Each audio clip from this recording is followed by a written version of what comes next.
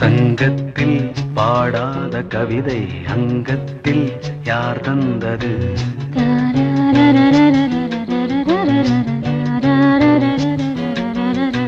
சந்தத்தில் மாறாத நடையொடு என் முன்னே யார் வந்தது?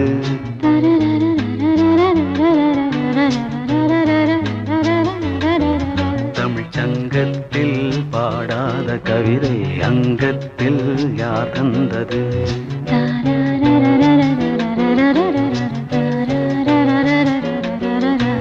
கை என்றே செங்காந்தள் மலரை நீ சொன்னால் நான் நம்ப